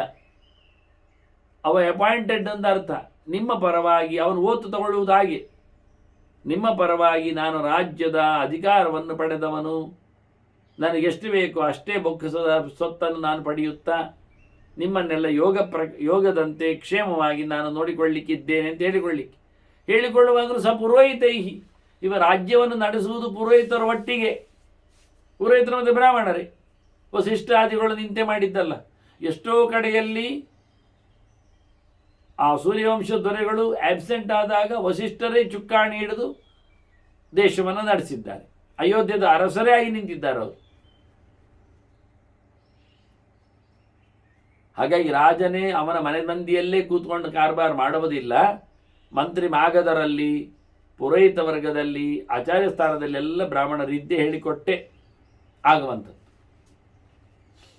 ತದ್ರಕ್ಷಣೆಯನ ಸ್ವರ್ಗೋಸ್ಯ, ಅದನ್ನ ಅವರು ಹೇಳಿದ ಹಾಗೆ ಬ್ರಾಹ್ಮಣರನ್ನು ರಕ್ಷಣೆ ಮಾಡ್ತಾ ದೇಶವನ್ನು ನೋಡಿಕೊಂಡ್ರೆ ರಾಜನಿಗೆ ಒಳ್ಳೆಯದಾಗ್ತದೆ. ಇಲ್ಲಾದರೆ ತತ್ಗೋಪಾತ್ ನರಕ ಅಕ್ಷಯ, ಅವರಿಗೆ ಮತ್ತೆ ಹಿಂದೆ ಬಾರದಂಥ ನರಕ ತೋರಿಸಿಬಿಡ್ತಾರೆ ಬ್ರಾಹ್ಮಣರು ಕೋಪಗೊಂಡ್ರೆ. ಅಂಗರಾಜನ ಕಥೆ ಎಲ್ಲ ಗೊತ್ತಿಲ್ಲ ನಮಗೆ. ಹಿಂದೆ ಬೇನನ ವ್ಯವಸ್ಥೆ ಏನಾಯಿತು ಅಂತ ಮತ್ತೆ ಮುಂದೆ ನೋಡುವಾಗ ಹಾಗೆ ಇಡೀ ಲೋಕ ಇಂಥದ್ದು ಸುಮಾರು ದೃಷ್ಟಾಂತಗಳಿವೆ. ಹೀಗಾಗಿ ಅವರು ಹೇಳಿದಂತೆ ನಡೆಸುವ ವ್ಯವಸ್ಥೆ. ರಾಜ ನೀನೇನು ಮಧ್ಯೆಯಲ್ಲಿ ಕೇಳಬೇಡ, ರಾಜನಲ್ಲವೇ ಅಂತ. ರಾಜನಲ್ಲ, ದೊಡ್ಡವ, ತಿಳಿದವನೇ. ಪುತ್ರವಚ್ಚೈವ ತೇ ರಕ್ಷ್ಯ, ಚೆನ್ನಾಗಿ ನೋಡಿಕೊಳ್ಬೇಕು. ಹೇಳಿದ್ದಲ್ಲಿ ಹೇಗೆ ನೋಡಿಕೊಳ್ಳುವುದು? ಮಕ್ಕಳಂತೆ, ಬ್ರಾಹ್ಮಣರನ್ನು ಮಕ್ಕಳಂತೆ ರಾಜ ನೋಡಿಕೊಳ್ಳಬೇಕು. ಉಪಾಸ್ಯಾ ಗುರವಶ್ಚತೆ, ಗುರುಗಳಂತೆ ಅವರನ್ನು ಉಪಾಸನೆ ಮಾಡಬೇಕು, ಗೌರವಿಸಬೇಕು. ನೋಡಿಕೊಳ್ಳುವಾಗ ಮಕ್ಕಳಂತೆ ನೋಡಿಕೊಳ್ಳಬೇಕು, ಅಷ್ಟು ಪ್ರೀತಿ, ಅಷ್ಟು ಆದರ. ಮತ್ತೆ ಅವರಲ್ಲಿ ಮಕ್ಕಳಂತ ಹೇಳಿಕೊಂಡ ನನ್ನ ಜನವೇ ತಾತ್ಸಾರ ಭಾವ ಅಲ್ಲ, ಆತ್ಮೀಯತೆಯಿಂದಾಗಿ ಬಹಳಷ್ಟು ಅವರನ್ನು ನೆಗ್ಲೆಕ್ಟ್ ಮಾಡಲಿಕ್ಕಿಲ್ಲ, ಅವರನ್ನು ಗೌರವಿಸಬೇಕು. ಮಕ್ಕಳಂತ ಬಾಯ ಹೋಗ ಹೇಳುವುದಲ್ಲ, ಆದೇಶ ವಿಷಯದಲ್ಲಿ ಮಾತಾಡುವ ವಿಷಯದಲ್ಲಿ ಗೌರವ ಬೇಕು. ಬನ್ನಿರಿ ಹೋಗಿರಿ ಹೇಳಬೇಕಾಗ. ಮಕ್ಕಳಂತ ಹೇಳಿದ್ದಲ್ಲ, ಮಕ್ಕಳನ್ನು ನಾವು ಕರೆಯುವುದು ಬಾರ ಹೋಗ ಹೇಳುವುದಿಲ್ವ? ಹಾಗೆ ಅಲ್ಲ. ಇವರಿಗೆ ಗೌರವ ಕೊಡಲಿಕ್ಕೆ ಉಂಟು, ಹಾಗೆ ಹೇಳಲಿಕ್ಕಿಲ್ಲ. ನೋಡಿಕೊಳ್ಳುವಾಗ ಮಕ್ಕಳಿಗೆ ನಾವು ಎಷ್ಟು ಆತ್ಮೀಯವಾಗಿ ಎಷ್ಟು ಎಂತ ಮಾಡಿದರೂ ಅದನ್ನು ಒಪ್ಪಿಕೊಳ್ಳುವ ಹಾಗೆ ಬಹಳಷ್ಟು ಅವರಲ್ಲಿ ನಮ್ಮದು ಮೂಮೆಂಟ್ಸ್ ಇರ್ತದೆ. ಹಾಗೆ ಬ್ರಾಹ್ಮಣರಲ್ಲಿ ರಾಜನಿಗೆ ಇರಬೇಕು. ಅಂದ ತಕ್ಷಣ ಸಲೀಸಾಗಿ ಬಹಳಷ್ಟು ಹೇಸಿಗೆ ಮಟ್ಟದಲ್ಲಿ ಹೋಗಬಾರ್ದು, ಹೇಳಲಿಕ್ಕೆ ಗೌರವ ಇರಬೇಕು. ಅತ್ಯಂತ ಎತ್ತರದಲ್ಲಿ ಅವರನ್ನು ಮನ್ನವಿಸಬೇಕು, ಗೌರವಿಸಬೇಕು. ಮತ್ತೊಂದು ಮಾತು ಹೇಳಿದರೆ ಅಗ್ನಿಮಚ್ಚೋಪಚರ್ಯಾವೈ, ಅಗ್ನಿ ಉಪಾಸನೆ ಮಾಡೋದಿಲ್ವ, ಅಗ್ನಿ ಪೂಜೆಯನ್ನು ಮಾಡೋದಿಲ್ವ, ಪ್ರತೀಕದ ಆರಾಧನೆ. ಹಾಗೆ ಬ್ರಾಹ್ಮಣರು ಪ್ರತೀಕರಾಗ್ತಾರೆ. ಯಜ್ಞಯಾಗಗಳಲ್ಲಿ ಯಾವ ಮಟ್ಟಿನಲ್ಲಿ ನೀನು ಗೌಜಿ ಮಾಡಲಿಕ್ಕೆ ಉಂಟು, ದೇವತೆಗಳ ವಿಷಯ ಅದು ಅಂತ ಹೇಳ್ತೀರಿ, ಅದೇ ರೀತಿಯಾಗಿ ಬ್ರಾಹ್ಮಣರ ವಿಷಯದಲ್ಲಿ ಅವರು ದೇವತೆಗಳೇ, ಭೂಸುರರು, ಇಲ್ಲಿನ ದೇವತೆಗಳು. ನಾವು ಕೆಲವೊಮ್ಮೆ ಸ್ಥಳೀಯರು ಅಂತ ಹೇಳ್ತೇವಲ್ಲ, ಅಲ್ಲಿನ ಜನರು ಅಂತ ಹೇಳ್ತೇವಲ್ಲ, ಮತ್ತೆಲ್ಲ ಬಂದವರು ಅಂತ ಹೇಳ್ತೇವಲ್ಲ, ಹಾಗೆ. ಆದ್ರಿಂದ ಯಾವ ಪ್ರಕಾರದಲ್ಲಿ ನಾವು ಅಗ್ನಿ ಆರಾಧನೆ ಮಾಡ್ತೇವೆ, ಹಾಗೆ ಇಲ್ಲಿನ ಪ್ರತೀಕವಾಗಿ ಅವರನ್ನು ಇಟ್ಟುಕೊಂಡು ಚೆನ್ನಾಗಿ ರಾಜ ನೋಡಿಕೊಳ್ಳಲಿಕ್ಕೆ ಉಂಟು. ಇದು ಕ್ರಮ ವಾಸ್ತವವಾಗಿ. ರುಜುವನ್ನು ಸತಃ ಸತ್ಯಶೀಲಾನ್ ಸರ್ವಭೂತ ಹಿತೇ ರತಾನ್ ಆಶೀವಿಷಾನಿ ವಕ್ರುದ್ಧಾನ್ ದ್ವಿಜಾನ್ ಪರಿಚರೆ ಸದಾ. ಹಾವಿನ ಹಾಗೆ ನೋಡಿಕೊಳ್ಳಿಕ್ಕೆ, ಉಪಯೋಗಿಸಿಕೊಳ್ಳಿಕ್ಕೆ. ಹಾವು ನೋಡಿ ಬುಸು ಕೊಡ್ತದೆ, ಕಚ್ಚಿ ಬಿಡ್ತದೆ, ವಿಷ ಹಾಕ್ತದೆ, ಸಿಟ್ಟು ಮಾಡ್ತದೆ. ಹಾಗಾಗಿ ಬ್ರಾಹ್ಮಣರು ಅಂದರೆ ಹಾವುಗಳ ಹಾಗೆ. ಎಲ್ಲಿಯಾದರೂ ಅಪಚಾರ ಆಯಿತಾ ಕಚ್ಚಿ ಬಿಡ್ತಾರೆ, ಕಚ್ಚಿತ ವಿಷ ಇರ್ತದೆ, ವಿಷ ಇರಿತ ಸತ್ತೇ ಹೋಗ್ತಾರೆ. ಕಚ್ಚಲಿಗೆ ಕಾರಣ ಅದಕ್ಕೆ ಸಿಟ್ಟು ಬರ್ತದೆ. ಸಿಟ್ಟು ಭರಿಸಬೇಡಿ, ಇಷ್ಟೇ ವಿಷಯ. ಹಾವುಗಳನ್ನು ಕೆಣಕಬೇಡಿ, ಅವುಗಳ ಮೇಲೆ ಹರಿದಾಡಬೇಡಿ. ಹಾವುಗಳು ವಕ್ರ ಇರ್ತವೆ, ಹಾವುಗಳು ದುಷ್ಟ ಇರ್ತವೆ, ಅವುಗಳ ಶೀಲ ನಮಗೆ ಗೊತ್ತಿಲ್ಲ. ಅವುಗಳು ಸರ್ವಭೂತಗಳಿಗೆ ಹಿತ ಅಂತೂ ಅಲ್ಲ. ಕಪ್ಪೆಯನ್ನು ನುಂಗ್ತದೆ, ಮೀನನ್ನು ಹಿಡಿತದೆ, ದೊಡ್ಡ ದೊಡ್ಡ ಹಾವುಗಳಾದರೆ ದೊಡ್ಡ ದೊಡ್ಡ ಜಂತುಗಳನ್ನು ನುಂಗ್ತದೆ. ನರಿ, ಮೊಲ, ಮುಂಗುಸಿ ಅಂಥದ್ದು ನಡೀತದೆ. ಆದರೆ ಇವರು ಹಾಗಲ್ಲ, ಬ್ರಾಹ್ಮಣರು. ರುಜುವನ್ನು ಸತಃ ಸತ್ಯಶೀಲಾನ್ ಸರ್ವಭೂತ ಹಿತೇ ರತಾನ್ ಆಶಿ ವಿಷಾನಿಮ. ಇಲ್ಲಿ ಹಾವಿನಂತ ಹೇಳುವಂಥದ್ದು ಹಾವಿನ ವಿರುದ್ಧ ಧರ್ಮ ಆಯ್ತು. ಈಗ ಹಾವು ಡೊಂಕಾಗಿರ್ತದೆ, ಬ್ರಾಹ್ಮಣರು ನೇರವಾಗಿರ್ತಾರೆ. ಹಾವು ಸಭ್ಯವಾಗಿರುವುದಿಲ್ಲ, ಹೇಗೇಗೋ ಇರ್ತದೆ. ಬ್ರಾಹ್ಮಣರು ಸಜ್ಜನರಾಗಿರ್ತಾರೆ. ಸತ್ತಾಗಿರುತ್ತಾರೆ, ನಿರ್ದುಷ್ಟವಾಗಿರುತ್ತಾರೆ. ಬಣ್ಣದಲ್ಲಿ ಬಗೆ ಇಲ್ಲ ಅವರಲ್ಲಿ, ಹಾವಿನಲ್ಲಿ ಬಗೆಗಳಿರ್ತಾವೆ. ಹಾಗೆ ಹಾವುಗಳು ಸತ್ಯಶೀಲಗಳು ಅಂತ ಹೇಳಲಿಕ್ಕೆ ಬರುವುದಿಲ್ಲ, ಗೊತ್ತಿಲ್ಲ ನಮಗೆ. ಗುಟ್ಟುಶೀಲಗಳು, ರಹಸ್ಯಶೀಲಗಳು. ಬ್ರಾಹ್ಮಣರು ಹಾಗಲ್ಲ. ಸರ್ವಭೂತಗಳಿಗೆ ಹಿತ ಅಲ್ಲ ಹಾವುಗಳು. ಅವುಗಳ ಆಹಾರವಾಗಿ ಕಪ್ಪೆಗಳನ್ನು ಹಿಡಿತಾವೆ, ಮೀನುಗಳನ್ನು ನುಂಗ್ತಾವೆ. ನೀರಿನಲ್ಲಿ ಹೋದರೆ ಅವುಗಳು ಎಲ್ಲ ಕಡೆ ತಿರುಗ್ತಾವೆ.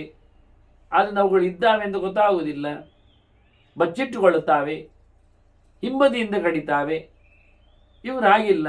ಇವರಲ್ಲಿ ಗುಟ್ಟು ರಹಸ್ಯ ಅಂತ ಇಲ್ಲ, ಎದುರಲ್ಲೇ ಸಿಗ್ತಾರೆ. ಆದ್ದರಿಂದ ಅವರು ಸಾಯುವುದು ಬೇಗ. ಬ್ರಾಹ್ಮಣರು ಸಿಕ್ಕಿ ಬೀಳುವುದು ಹಾಗೆ. ಮುಚ್ಚಿಕೊಳ್ಳುವ ಕತೆ ಗೊತ್ತಿಲ್ಲ ಅವರಿಗೆ. ಒಳಗೊಂದು ಹೊರಗೊಂದು ಇಲ್ಲ ಅವರಿಗೆ. ಎರಡೆಲೆ ನಾಲಿಗೆ ಇಲ್ಲ ಅವರಿಗೆ. ನೋಡಿ ಎಷ್ಟೆಲ್ಲ ಅರ್ಥಗಳು ಹೇಳ್ತಾರೆ ಅವರು.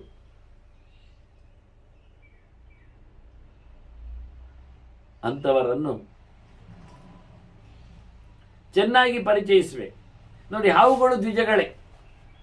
ಮೊಟ್ಟೆಯಿಂದ ಬರ್ತಾವೆ, ಹೊಟ್ಟೆಯಿಂದ ಬರ್ತಾವೆ ಕೆಲವು ಹಾವುಗಳು.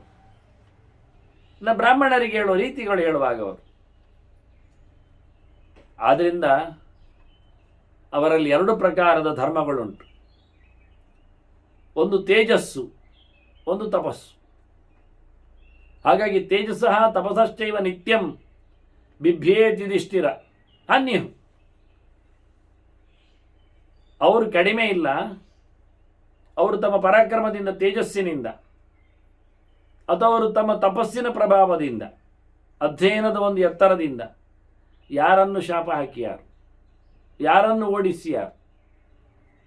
ಹೀಗಾಗಿ ಅವರನ್ನು ಯಾವತ್ತೂ ಕೆದಕಬಾರದು, ಕೆಣಕಬಾರದು. ದೂರತೋ ಮಾತೃವತ್ ಪೂಜ್ಯಾ ವಿಪ್ರದಾರಾಹ. ಮುಖ್ಯವಾಗಿ ಸುರಕ್ಷೆಯ ಚಂದವಾಗಿ ಕಾಪಾಡಿಕೊಳ್ಳಬೇಕಾದ್ದು ಧರ್ಮ. ಯಾರನ್ನು? ಬ್ರಾಹ್ಮಣರನ್ನು ಮತ್ತು ಅವರ ಮಡದಿಯರನ್ನು ಸಹ ನೋಡಿಕೊಳ್ಳಬೇಕಾದ ರೀತಿ ಅದು. ತಾಯಿಯಂತೆ ಅವರನ್ನು ಆರೈಕೆ ಮಾಡಬೇಕು. ದಂಡಪಾಣಿ ಯಥಾಗೋಷ್ಠಂ. ಮುಖ್ಯವಾಗಿ ಕೋಲು ಹಿಡಿದವ, ದನ ಕಾಯುವವ, ಅದಕ್ಕೆ ಹೊಡೆಯುವುದಿಲ್ಲ. ಪಾಲೋ ನಿತ್ಯಮಿ ರಕ್ಷೆಯೇ. ದನವನ್ನು ರಕ್ಷಣೆ ಮಾಡುವ ಆಸ್ಥೆಯಲ್ಲಿ ಅವ ಕೋಲಿಡ್ಕೊಂಡಿದ್ದಾನೆ, ಹೊಡಿಲಿಕ್ಕಲ್ಲ ಅಷ್ಟೆ, ಆದರೆ ತೋರಿಸಲಿಕ್ಕಿರುವ ಹಾಗೆ. ಹಾಗೆ ಬ್ರಾಹ್ಮಣರಿಗೆ ತೊಂದರೆ ಮಾಡದೆ ಅವರ ರಕ್ಷಣೆಯನ್ನು ಅವ ಮಾಡಲಿಕ್ಕೆ ರಾಜ. ಯಾಕೆ ಕೇಳಿದರೆ, ಅವರಲ್ಲಿ ದೊಡ್ಡ ಮಟ್ಟಿನ ದನದಲ್ಲಿ ಏನಿದೆ? ದನದಲ್ಲಿ ಅಮೃತ ಇದೆ, ಹಾಲಿದೆ, ತುಪ್ಪ ಇದೆ. ಹಾಲು ಒಂದಿನಕ್ಕಾದರೆ, ಮೊಸರು 4 ದಿನಕ್ಕಾದರೆ, ಬೆಣ್ಣೆ ತೆಗೆದ್ರೆ ಒಂದು 8-10 ದಿನಕ್ಕಾದರೆ, ತುಪ್ಪ ತೆಗೆದ್ರೆ ದಿನಕ್ಕೆ ಆದರೆ ಅಂತ ಕೇಳಲಿಕ್ಕಿಲ್ಲ, ಅದು ವರ್ಷಕ್ಕಾದರೆ ಹೇಳಬೇಕಾಗುತ್ತೆ. ಕ್ರಮ ನೋಡಿ ಹೇಗೆ ಅಂತ, ಸಂಸ್ಕಾರಗೊಂಡಾಗ. ಹಾಗೆ ಬ್ರಾಹ್ಮಣರಲ್ಲಿ ಅಧ್ಯಯನ ಮಾಡಿಕೊಂಡದ್ದರಲ್ಲಿ, ಶಾಸ್ತ್ರದ ಚಿಂತನೆಯಲ್ಲಿ ಮಡುಗಟ್ಟಿದೆ ಬ್ರಹ್ಮ. ಅವರಲ್ಲಿ ಕೆನೆ ಇದೆ, ತುಪ್ಪ ಇದೆ, ಅಮೃತ ಇದೆ. ಹಾಗಾಗಿ ದನವನ್ನು ಹೊಡಿಲಿಕ್ಕಿಲ್ಲ. ಯಾಕೆ? ಅದರಲ್ಲಿ ಅಮೃತ ಇದೆ. ಆದರೆ ನೋಡಿಕೊಳ್ಳಬೇಕು, ರಕ್ಷಣೆ ಮಾಡಬೇಕು. ಇಲ್ಲ ಅದರದ್ದು ಹೊರಟು ಹೋಗ್ತದೆ. ಅದಕ್ಕೆ ರಕ್ಷಣೆ ಕೊಡದಿದ್ದರೆ ಹುಲಿ ಹಾವುಗಳು ಹಾರಬಹುದು. ಅದರಂತೆ ಇವರನ್ನು ಚೆನ್ನಾಗಿ ನೋಡಿಕೊಂಡ್ರೆ, ಇವರ ನೋಡಿಕೊಳ್ಳುವುದರಲ್ಲೇ ದೊಡ್ಡ ಲಾಭ ಇದೆ. ವಾಸ್ತವವಾಗಿ ಅವರನ್ನು ಯಾವತ್ತೂ ಸಹ ಅವರ ತೇಜಸ್ಸು ಮತ್ತು ತಪಸ್ಸು ನಮ್ಮ ಮೇಲೆ ಬೀಳುವಂತೆ ಮಾಡಬಾರದು. ಅದು ಅಭಿವೃದ್ಧಿಯಾಗುವಂತೆ ನೋಡಿಕೊಳ್ಳಬೇಕಷ್ಟೆ ಅವರಲ್ಲಿ. ಭೂಯಃ ಸ್ಯಾತ್ ಉಭಯಂ. ಅದೆರಡು ತೇಜಸ್ಸು ತಪಸ್ಸು ಅವರಲ್ಲಿ ಹೆಚ್ಚಾಗಬೇಕು. ಒಳ್ಳೆ ತೇಜಸ್ವಿಗಳು, ಒಳ್ಳೆ ತಪಸ್ವಿಗಳು ನಮ್ಮ ದೇಶದಲ್ಲಿ ಇದ್ದಾರೆ ಆಗಬೇಕು. ಆಗ ನಮ್ಮ ದೇಶ ಅಭಿವೃದ್ಧಿ ಆಗ್ತದೆ. ಅದೇ ಮತ್ತೆ ಅವರು ನಮ್ಮ ಮೇಲೆ ಬೀಳುವಂತೆ ಮಾಡಬಾರದು. ಭೂಯಃ ಸ್ಯಾತ್ ಉಭಯಂ ದತ್ತಂ ಬ್ರಾಹ್ಮಣಾತ್ ಯದ್ ಅಕ್ರೋಧನಾತ್ ಅಕೋಪನಾತ್. ಕೋಪಗೊಂಡ ಬ್ರಾಹ್ಮಣ ನಮ್ಮ ಮೇಲೆ ಹಾಕ್ತಾನೆ ಅದೆರಡನ್ನು, ತೇಜಸ್ಸನ್ನು ತಪಸ್ಸನ್ನು. ಹಾಗಾಗಿ ಅದು ನಮ್ಮ ಮೇಲೆ ಬೀಳದಂತೆ ಅವರಲ್ಲಿ ಅದು ಅಭಿವೃದ್ಧಿ ಆಗುವಂತೆ ನೋಡಿಕೊಳ್ಳಬೇಕು. ಕುರಿಯಾದ್ ಉಭಯದ ಶೇಷಂ. ಅದು ಬ್ರಾಹ್ಮಣರಲ್ಲೇ ಎರಡು ಉಳಿಯುವಂತೆ ಮಾಡಬೇಕು. ಒಂದೊಮ್ಮೆ ಯಾವುದಾದರೂ ಬ್ರಾಹ್ಮಣ ನಮ್ಮ ಮೇಲೆ ಕೋಪದಿಂದಲೋ ತಾಪದಿಂದಲೋ ಅವರ ತೇಜಸ್ಸನ್ನು ಅವರ ತಪಶಕ್ತಿಯನ್ನು ಬೀಳಿಸಿದರೆ ಎಂದೂ ಸಹ ಅದನ್ನು ಉಳಿಯುವಂತೆ ಮಾಡಬಾರ್ದು. ಮತ್ತು ಹೋಗಿ ಅವರ ಹತ್ರ ತಮ್ಮ ಎದಕ್ಕೆ ಹಾಕಿ ಅದನ್ನು ತಪ್ಪಿಸಿಕೊಂಡು ಮುಗಿಸಿಕೊಂಡು ನಿಲ್ಲಿಸಬೇಕು. ಅದನ್ನು ದತ್ತಂ ಶೇಷಂ ನ ಶೇಷಯೇ. ಒಂದೊಮ್ಮೆ ಕುಪಿತಗೊಂಡವರು ಒಂದೊಮ್ಮೆ ನಮ್ಮ ಮೇಲೆ ಅವರು ಹಾಯಿದರೆ ದಮ್ಮೆಯ ಧಕ್ಕೆ ಹಾಕಿ ಅವರಿಂದ ಇನ್ನೆಂದೂ ಸಹ ಅಂತಹ ತಮ್ಮ ಕೋಪಕ್ಕೆ ತಮ್ಮ ಪ್ರತಾಪಕ್ಕೆ ನಾನು ಬಲಿಯಾಗುವುದಿಲ್ಲ ಅನ್ನುವ ನೆಲೆಯಲ್ಲಿ ಅವರನ್ನು ಸಂತೋಷಗೊಳಿಸಬೇಕು. ಹೀಗೆ ಬಹಳ ಸುಂದರವಾಗಿ ಬ್ರಾಹ್ಮಣರಲ್ಲಿರತಕ್ಕಂತಹ 2 ಅಂಶಗಳು ಅದು ನಿಯಮೇನ ಲೋಕದ ಕಲ್ಯಾಣಕ್ಕಾಗಿ ಉಪಯೋಗಿಸಿಕೊಳ್ಳುವಂತೆ ಬರಬೇಕು ಅನ್ನುವ ವಿಶಿಷ್ಟವಾದಂತಹ ಒಂದು ಚಿಂತನೆಯನ್ನು ಮುಖ್ಯವಾಗಿ ಭೀಷ್ಮರು ನೀಡಿದ್ದಾರೆ. ಅದಕ್ಕೂ ಮೊದಲಾಗಿ ಅವರು ಹೇಳತಕ್ಕಂಥ ನೆಲೆ ಗೃಹೇ ಚೈಷಾಂ ಅವೇಕ್ಷೇತಾಃ